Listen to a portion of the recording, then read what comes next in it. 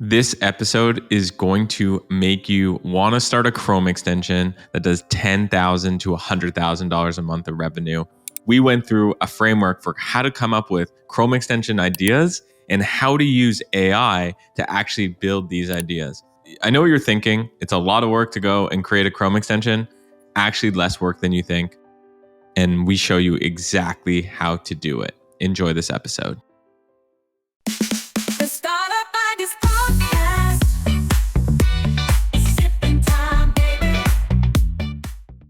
We got my man Mickey back. He was on the show. Video got hundreds of thousands of views, I think, or at least 100,000 views, where you talked about cursor AI for beginners. So welcome back. Well, again, thank you for having me. The reception was great. I again truly appreciate the opportunity, and I didn't even know we hit 100K. That's amazing. Yeah. Oh yeah. But this video is going to get 1 million views. And the reason why this video is going to get 1 million views is because we're going to talk about how to come up with ideas for Chrome extensions and how to actually build your very own Chrome extension that you could, put out there in the Chrome App Store, eventually charge money for it, or don't, or just build something that you think is really cool that you want hundreds of thousands of millions of people to use. The Chrome Store is a huge opportunity in so many ways. And I don't think there's enough founders kind of experimenting in that zone. So I wanted to start off this call. Let's get right into it. I was brainstorming. I was like, hey, what are some ways to come up with ideas for Chrome extensions? So, and I wanted to get your feedback on this. So one is you can do GitHub issue mining on unresolved problems. So not many people know this, but you can actually go into GitHub. I mean, the developers know this, but non-developers don't know that you can actually go into GitHub and just kind of look at different issues that different projects have. And when you see like unresolved problems, you can be like, okay, I can go build a Chrome extension there, or I can build a SaaS business there too. But starting off with a Chrome extension, I find sometimes a Chrome extension is a great MVP, minimal viable product, and then you can always take your Chrome extension and then go build a SaaS business out of that. A great example of that is vidIQ. vidIQ was a Chrome extension for YouTube creators, one of the most popular. I think hundreds of thousands, if not millions of creators use it. And then they they evolved into a full-on SaaS business. So what do you think of number one? Yeah, no, I agree with you in a sense where I think a Chrome extension is a great MVP to start with, and there are a lot of GitHub issues, like a lot of projects, especially open source projects. There's a lot of issues that, if you kind of see a repetitive thing like that, could in and of itself be an opportunity. I'll give you an example. There's a library called TanStack Query, and I'm not too sure what their monetization process looks like, but they solved one of the biggest issues in React land, which was data fetching. And there was a way that everybody did data fetching before they came around, and it always caused issues. But they saw that problem, they solved it. It's so good that even React and the docs recommend you use their package. It's not built in React, but they tell you to use theirs. So I definitely think it's a great place to source information, see what problems developers are struggling with. And I think the developer market is huge. I don't know if you know this, Greg, but Supabase, I think, raised a Series C, $80 million. Solving developer problems does pay. Totally agreed. I actually didn't know about Supabase raising that much. So, I mean, I think people are seeing the value in developer tools. It's also great because it doesn't require you to have really big teams. You can actually just create something and just let people use it. So that's another reason why I like developer tools. The second way is, and this just sounds like so basic, but there's like a moment in time right now to do this, is just go into the Google Chrome store, Chrome App Store, Google Chrome Store. And you can just go and look at the different extensions, and you can kind of just scroll through it. And of course, there's now a lot of AI apps, But you can actually go through it and say like, okay, in well-being, let's say, how do I take some of the most popular apps? I usually like to go by highest rated and like make it AI-ified. So it's just a fun, and of course, like some of them aren't going to make sense. And you want to focus ones that are kind of bigger. But thinking about how can I add AI to one of these top apps is just a way to come up with ideas. That makes sense. AI-ify. I might actually do that myself. I had a feeling you might. I think you had a feeling you I like that might. one. Especially because with AI reverse engineering, like an already existing Chrome extension is not going to be hard. Yeah. And adding AI to it, especially with all the documentations. Like I'm speaking as a developer, so yes, it's easier for me. But even as a non-developer, if you have enough grit to go through it, it's 100% possible. And we're going to see how easy it is to build a Chrome extension with AI. Shh! Don't tell anyone.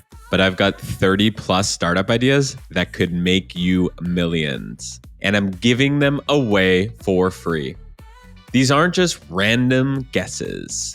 They're validated concepts from entrepreneurs who've built $100 million plus businesses. I've compiled them into one simple database, compiled from hundreds of conversations I've had on my podcast. But the main thing is, most of these ideas don't need a single investor. Some cost nothing to start. I'm pretty much handing you a cheat sheet. The Idea Bank is your startup shortcut. Just click below to get access. Your next cash flowing business is waiting for you. Yeah, exactly. Product hunt.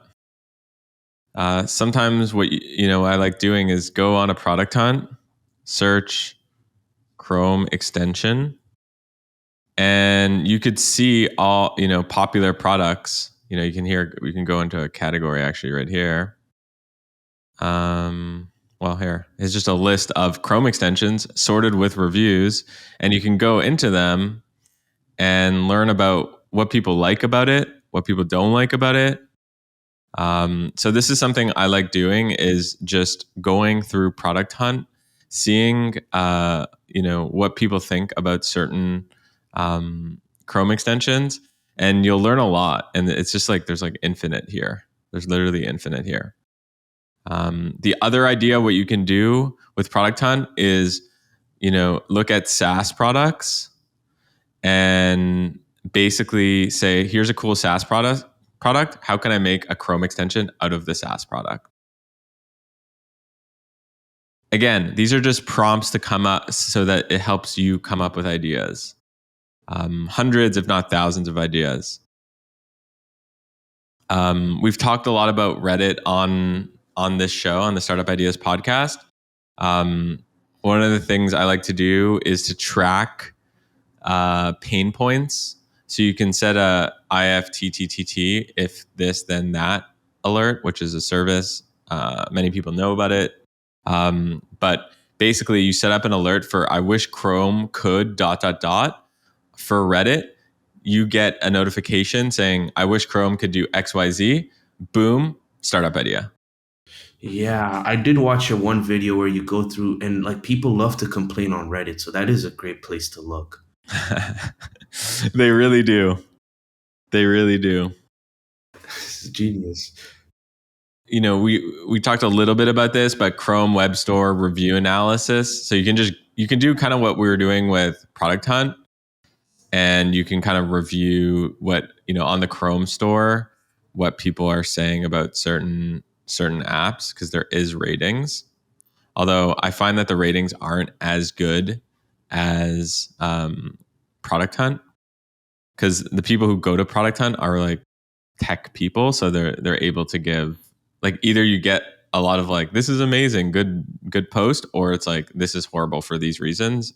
You actually care about the 1-star reviews. You don't care about the 5-star reviews. And then you can use, something like GPT. If you end up wanting to create a Chrome extension factory, which I think some people on this video might end up wanting to do, you can actually use tools like GPT to summarize the 1-star reviews, fix the flaws. I'm going to go through these very quickly, and if people want, comment if you want a separate video on coming up with these ideas and going deeper on it. I But do. I want to you're like I comment. I comment right now before the video's out. Yeah, that's funny. I put this one in for you because it's, again, like thinking about developers, API changelog monitoring, first to market with new integrations. I think that could be interesting. YouTube tutorial comment scraping. What are people struggling with? This is similar to Reddit pain point tracking. But if you look at tutorials specifically and like look at a tutorial like this, for example, and then you see what are people struggling with it and then go and solve it. We've talked about going down into specific subreddits before. I've created a video on this using tools like Gummy Search, which actually brings out the pain points in different subreddits. And then you can also just look at what feature requests are happening for SaaS products. You can use that. You can use platforms like Twitter, X, to see like, I wish Figma did XYZ. I wish this product did XYZ. And then you go and build it with a Chrome extension. That makes sense. That makes sense, especially the Reddit one. I'm going to start doing that because all I hear people do on Reddit is complain. So that's actually a great place to find ideas. So the first part of this episode was to get people fired up about building Chrome extensions. I wanted people to listen and be like, oh my God, there's probably thousands of startup ideas that are validated out there. All I need to go do is build it and they will come. And that's where you come in, Mickey. You come in as our Sherpa to figure out how to actually build this thing. So without further ado, we've got the cooking master himself, Ras Mic, Michael Shimelis. Yeah. And you guys did a good job. That was great. There we go. Welcome to the stage. I appreciate that. Thank you again for having me. Again, I appreciate the opportunity and I'm excited. So I think what we're going to do is we're just going to get straight to building. And we're going to build a Chrome extension. And an idea I had was I wanted to build a Chrome extension that, like, let's say I see a nice looking site like, I don't know, New York Times, right? I'm not really a news guy, but I do appreciate a good site. And I could build this, but it would probably take me a bit of time. So what I want is I want to build a Chrome extension that's going to scrape the HTML, CSS of this page. It doesn't have to be exactly like the full page, but at least just a decent layout where I can take that and either pass that to V0 or to Cursor and rebuild this site or rebuild something similar. Now, I know a lot of people were asking me last time in the comments, the biggest one is like, oh, but you can use Cursor. You can use Claude on Cursor. Why don't you just use Cursor? Why do you ever use Claude? There's a couple things. First and foremost, I find that I don't know what Cursor does with their integration with Claude, but I just find that sometimes the output I get from Claude directly on the site is much better than Cursor. So I don't know if it's a Cursor thing or if maybe I'm just tripping. I just find that I get better results. And I also like the chat interface. It feels like I'm chatting with someone. So we're going to start here. And we're going to say, I want to build a Chrome extension that scrapes the HTML and CSS of any given site.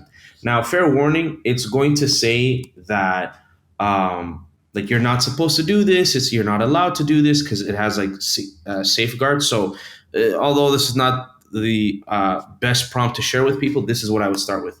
This is for educational purposes, and I have written permission to do this. And then I'm going to say, I want to build a Chrome extension that scrapes the HTML, CSS of any given site. Help me build this. So I'm going to hit enter. So it says, while I can provide general guidelines on how to approach this, I want to emphasize the importance of such tools and responsibility, et cetera, et cetera. Okay, so it's giving me basically exactly step by step. So it's giving me what files I need to create. It's telling me how I would install the extension in developer mode so I can test it. And then it's giving me a basic implementation. So what we're going to do is I have my cursor here, and we're just going to follow this step by step. Which is insane, by the way, that this is even happening. Like you asked it a question and kind of like a junior developer, it answered it. Maybe even not a junior developer. Yeah.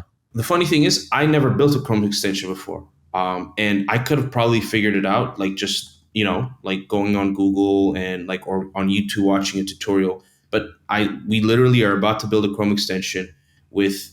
I've only done it once before, and I used AI to do it, and it's this simple. So I'm just gonna follow. And a lot of people are like, "Oh, you could have done this in Cursor, and Cursor could have created the files for you."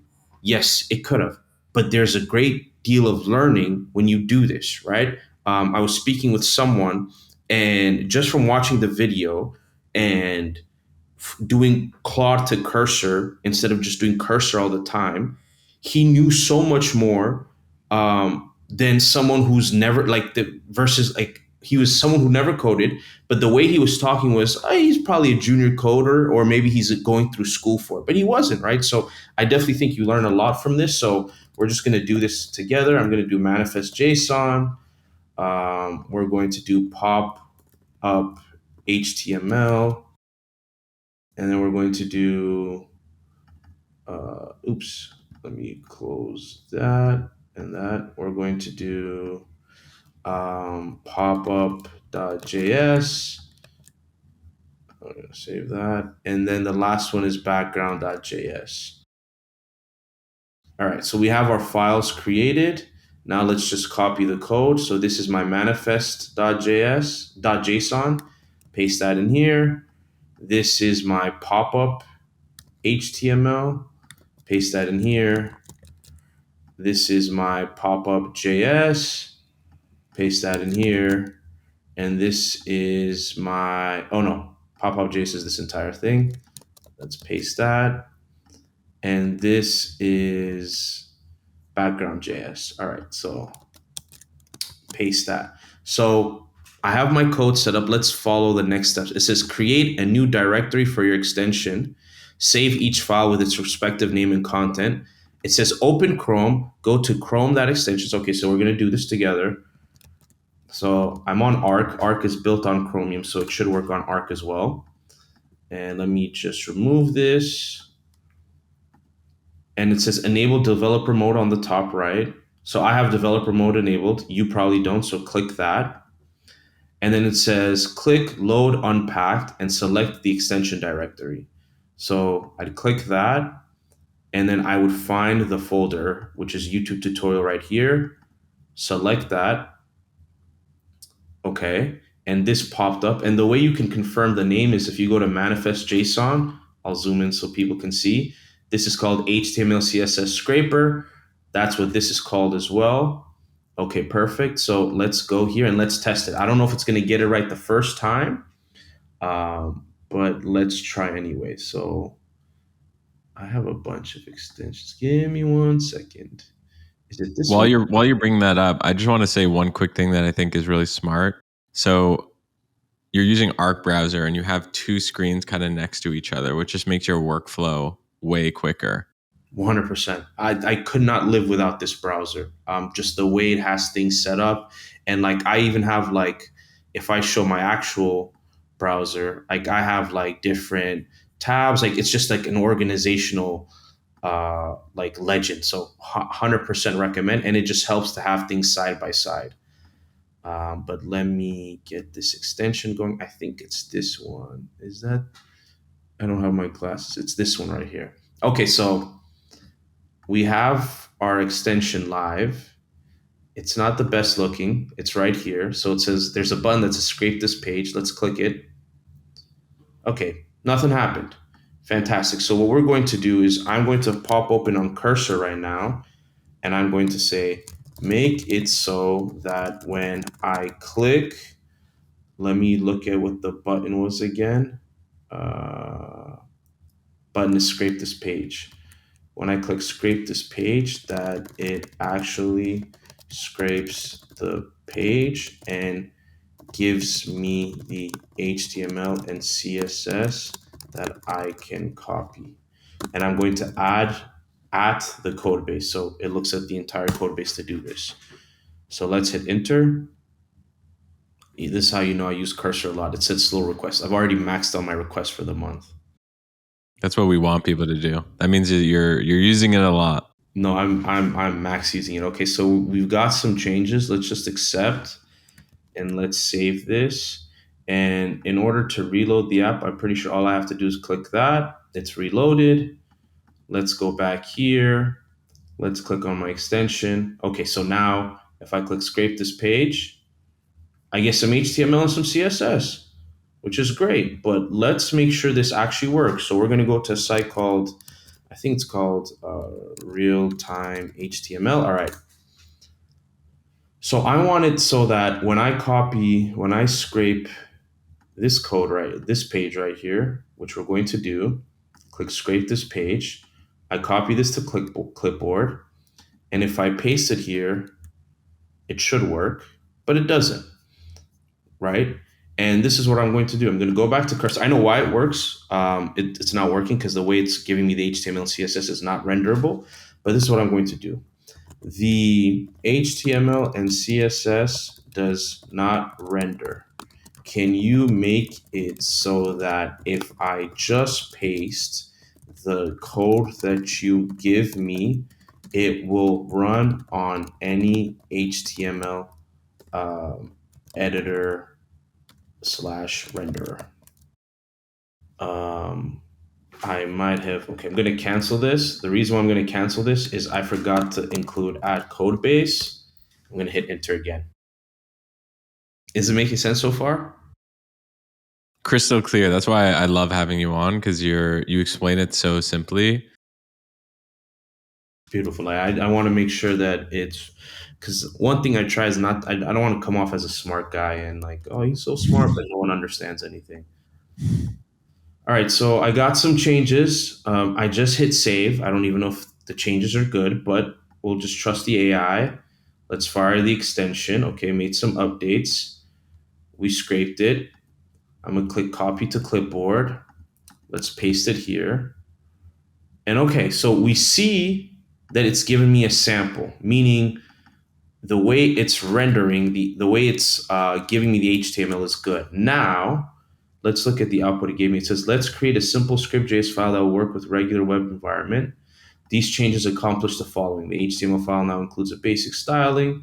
Okay, to use simple copy both. All right, so basically what it does is it created a version that's renderable.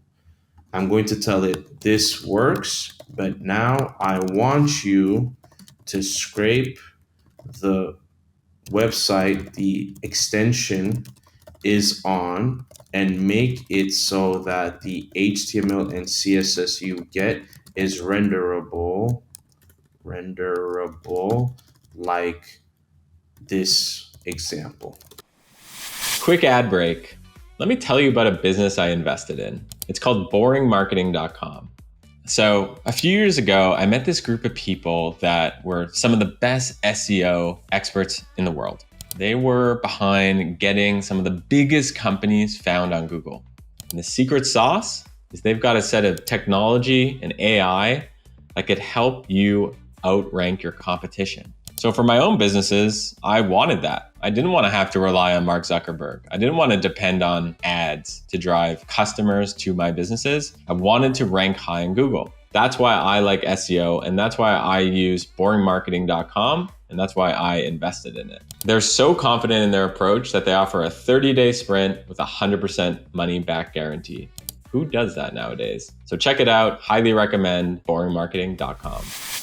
And I'm purposely taking the longer route because I can give it one prompt that will like make me like give me all the right, like do the right thing that I need. But that's coming from a developer mind. I'm trying to prompt it like someone who's not a developer, just to show that it's not that hard. Just some things you have to push through. So we're gonna hit accept. Go back here. Oh, I forgot to reload my extension. We're gonna reload the extension. I'm going to hit this. We're going to click scrape page. Let's copy to clipboard. Let's paste it here. Oh my goodness. Hello, New York Times. This is great. I'll be honest. I thought it was gonna take a couple prompts. Yeah. Wow. Wow. So, I mean, there you have it, right? It just like a little back and forth, a bit of testing, and like I noticed that there's this HTML up top. So I'm just gonna remove this right here, and this is not bad, It's not bad. right? Like, so I again, mean, the news is bad, but the actual HTML and CSS is beautiful. 100%, 100%. I only use the New York Times because I don't even know why. I don't even watch the news like that. But again, a couple prompts, and this is why I'm glad you started off with the Chrome extension idea. I really think before people jump into web apps, which is a whole different ball game. Again, it's not a like I'm not to scare people. Like it'll be doable, but it's not a simple game. There's a lot you have to consider. But with a Chrome extension, the ROI from you building it to you potentially making some money off of it, especially with the ideas you shared, are just so much higher. So if I were people, if anyone's watching this, I would build 10 of these. Like all the ideas that you had for a site, I'm 99.9% sure can be a Chrome extension. And again, I honestly thought we'd get it maybe at the 10th or 15th prompt. The fact that we got it this early is blowing my mind. So I think you made a really good point, which I think is make it almost like make it your mission to be a Chrome extension factory. Mhm. Even if you have a full-time job, you've seen now firsthand how easy it is to create. So be that factory. Try to create maybe one every few weeks. Learn, get a notebook and write down all the things that you're learning. Why not? Yeah, and let's say you wanted to uh, like push this to the Chrome store, right? I've never done that. I don't know how to do that. So I'll just ask Claude. I want to now push this to the Google Chrome store. How do I do it? Give me a step-by-step plan, right? And then, all right, ensure the code is complete, thoroughly tested, create a compelling icon, 16 by 16, 48 by 48, 128 by 128, description. And then look, it tells you create a developer account, sign in, pay the one-time registration fee, $5, zip all your extension files. Like again, you can go from Chrome extension to this is on the Chrome store pretty quickly. I would say the only barrier of entry is the $5, and that's a pretty low barrier of entry. So I would honestly stay here, especially for my non developers. I would spend a lot of time just developing Chrome extensions, and I wouldn't even do it right off Cursor. I would build it on Claude or ChatGPT if you want to, and I would just copy the files over, build that like knowledge base, like where again, as someone who's building Chrome extensions, you know that you need a pop-up.html, you need a pop-up.js, you need a script file, you need a manifest JSON. And the more you do this, the more you start to enter that developer mind. And so when you make that shift to web apps, which again are not simple, it will be a lot easier from you watch the first video we did to jumping into web apps that have AI payments, a database integration, authorization, authentication. It's a whole different ballgame. But I think this middle step is so necessary, especially for those who have great ideas like the ones you shared or get the great ideas that you shared. So someone is listening to this and is probably thinking, okay, cool, you built that, but it's ugly. 100%. It is. And simply what we're going to do is we're going to go to our cursor and be like, let me open Composer. And I'll say, this works. Great job. But this is ugly. Let's make it cuter and more fun. Wait, before you Let me cancel. okay, I want to say one thing because I not only do I wanted to make it cute and more fun, I also wanted to implement best practices when it comes to Chrome extension design. Nice. So we'll do this works. Um, Thank you.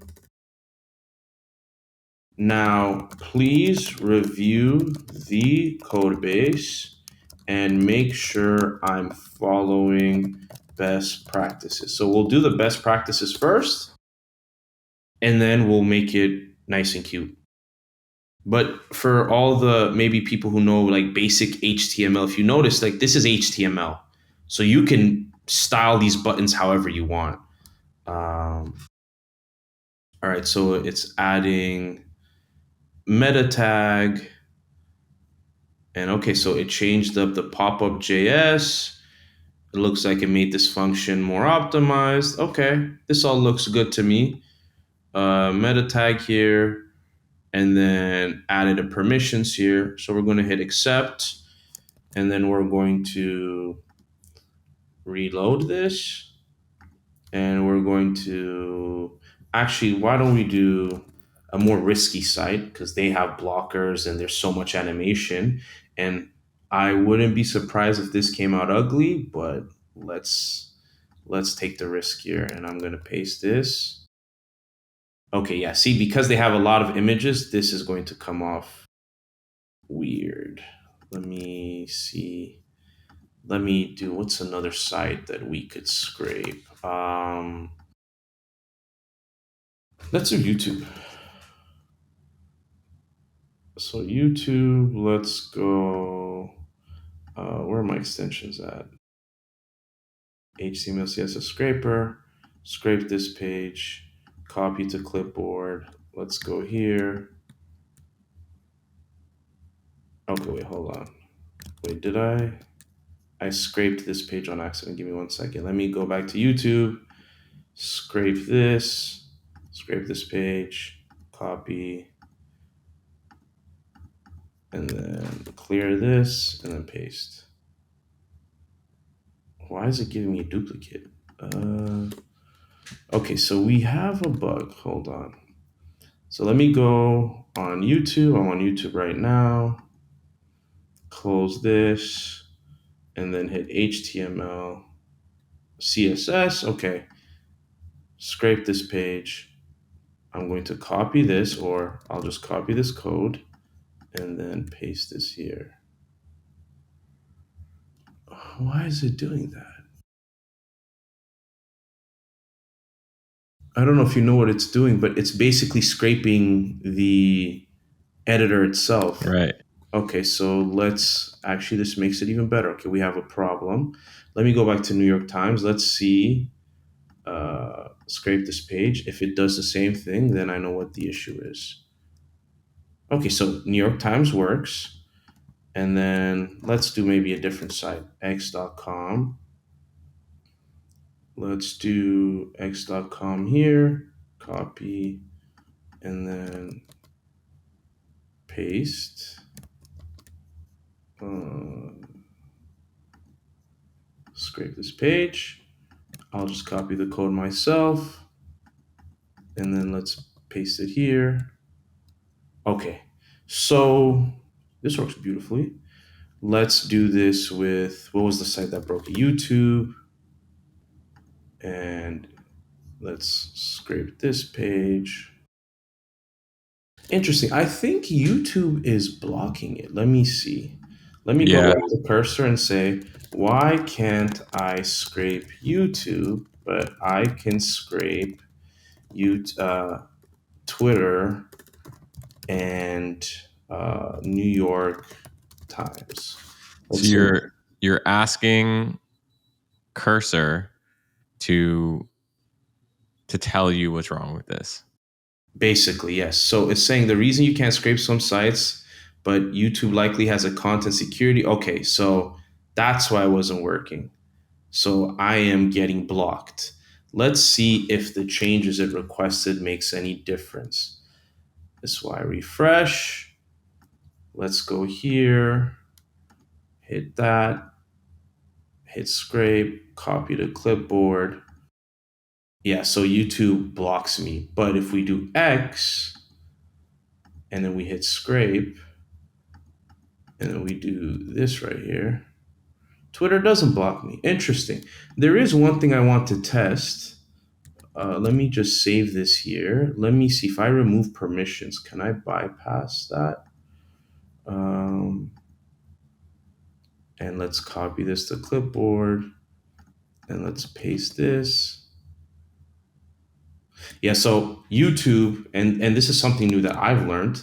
YouTube has what is called a content security policy. YouTube implements a strict content security policy that prevents inline script execution and restricts where scripts can be loaded from.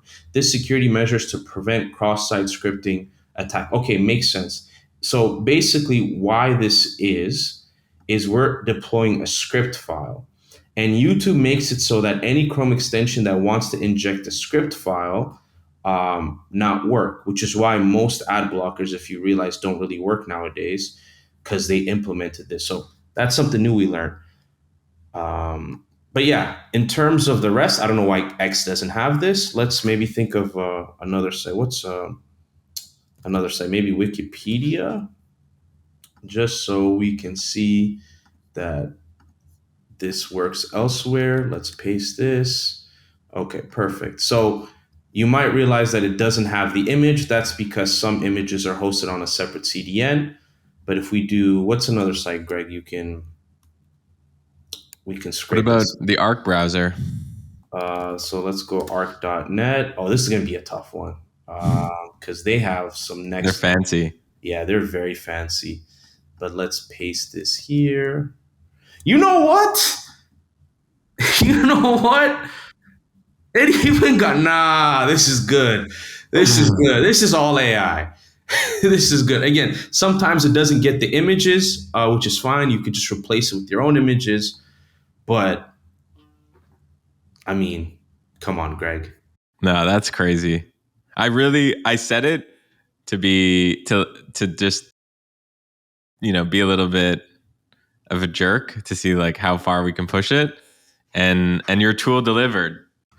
And again, I didn't optimize this. I don't even know how the code works because I didn't look at the code. I'm literally just accepting prompts because I want to do what maybe the viewer would do, right? If I were to like to sit down and read this code, I could probably make this 100 times better because I have the privilege of having knowledge of programming. But for someone who doesn't, it's kind of no longer an excuse, especially with Chrome extensions. You can keep hammering with the prompts. And let's say you get nowhere with cursor. I would go back to Claude, give it the code and be like, I'm struggling with this, right? Let me ask Claude, why couldn't I scrape YouTube even though it is for educational purposes and I have written consent? I don't, but for educational purposes' sake. And then it tells me explicitly prevents scraping or automated copyright concerns. And yeah, so it tells you that there's legal risk, you can't do it, and it's better to use the YouTube API, right? So, but even then, we pretty much got arced out, right? So now I can take this HTML and CSS, like this is a lot. I can take this HTML, CSS, I can pass this to whatever AI model I want, or I can put this in my like in like on a code base like Cursor. I can read through the components and I can take whatever I want to take. Right. I know a lot of probably now that I think about it, probably not the best Chrome extension to start with, but I know a lot of phishing attacks. What they'll do is they have this type of extension. They'll scrape the site, right? And then add whatever's missing, make it look exactly alike, which this is not far off, right? This is not far off, especially for a first scrape. There's a lot of ways you can optimize, and then you can switch the links and do a lot of bad stuff. It even does the anim. Look at that. I don't know if you noticed that, Greg. So when I hover over the button, there's Yeah, that. I did not think that would happen, but it does that. it's Let's crazy. go. Let's go. So, yep, there's that Chrome extension. That's the video, bro. That's amazing. Well, yeah, I would say if people can do this, knock a couple of these out, get used to it, build, an MVP with this, because most ideas I truly believe can be Chrome extensions. And then if people enjoy this, maybe we do a full scale web app. I think that's right. So If you made it this far, give this a comment and like. Tell us what you think, if we should do another video. And a subscribe, of course, to the channel, Startup Ideas Podcast. And Mickey, where could people find more of your amazing tutorials on YouTube and just get to know you better? Well, I appreciate the plug. So if you go on YouTube, which by the way, I just hit 15K subs today. Shout out to you. That last video doubled my subscriber base. So you can follow me on YouTube at Ras Mic. Again, I was at 2,000 followers before the video. Now I'm at 4,000. So shout out to the pod. You can follow me on Twitter. And if you want to take the more formal route, you can go to my website, rasmic.xyz. Bunch of links there where you can reach out to me, or you could just DM me on Twitter. I'm pretty nice. If you DM me, I'll most likely DM back, unless you're trying to sell me bots to bot my followers. Then I won't respond. But yeah, again, thank you so much, Greg. I really appreciate the opportunity as always. And it's thank you so much for your time, and thanks everyone for listening. We can't wait to see the Chrome extensions that you build.